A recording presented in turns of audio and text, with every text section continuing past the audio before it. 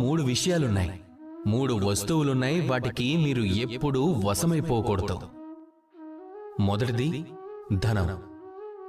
ఈ ధనాన్ని మీరు ఉపయోగిస్తున్నంత వరకు, అది మీకు ఉపయోగపడుతున్నంత వరకు అంతా బాగుంటుంది. ఆ ధనం మీ విషయంలో అమృతమే. కానీ ఆ ధనమే ఎప్పుడైతే మిమ్మల్ని ఉపయోగించడం మొదలు పెడుతుందో అప్పుడిక మీ అంతం ప్రారంభం అయిపోయిందనుకోండి.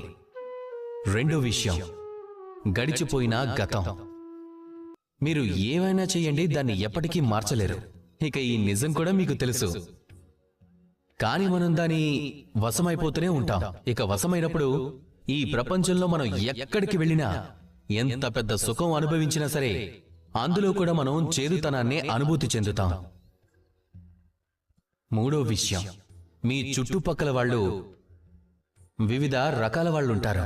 వాళ్లకు భిన్నమైన ఆలోచనలుంటాయి, భిన్నమైన దృష్టికోణం ఉంటుంది. ఒకవేళ మీరు వాళ్ళ వశమై